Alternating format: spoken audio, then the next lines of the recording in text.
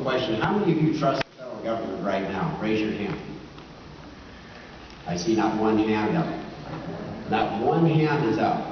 Who better to send to represent you than an American Indian? Because we don't trust the federal government. We've got a long history of treaties that have been broken and being shafted.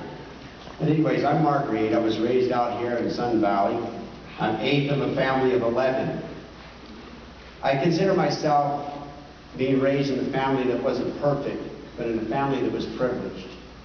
When I say I was raised in a family that wasn't perfect, it's because any woman in here knows if you had 11 children, it's a tough chore. And any of the fathers in here, being responsible for feeding, housing, educating 11 children is a tough chore.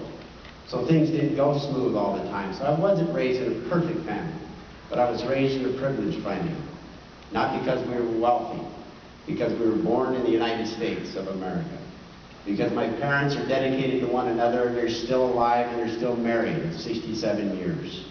That's a privileged family of today. It's not wealth. You can't measure your wealth in money. It's in your family. Because of the examples of my mother, I was able to identify my wife at 11 years old. I was terrified to talk to her until I was 14 years old. But because she was the woman that I felt was the angel of my life, I actually gave her a promise ring at 16 years old. We married at 21 years old. I have 3 adult children, I have 4 granddaughters, and I have 2 more granddaughters on the way, twins. I'm terrified right now for their future because of what's happening in the federal government. Is America going to be the America that my parents knew, my grandparents knew? The greatest document that we have is our Constitution. However, our Constitution is being thrown out the door. Our representatives do not represent us anymore. They represent big interests. They represent a career.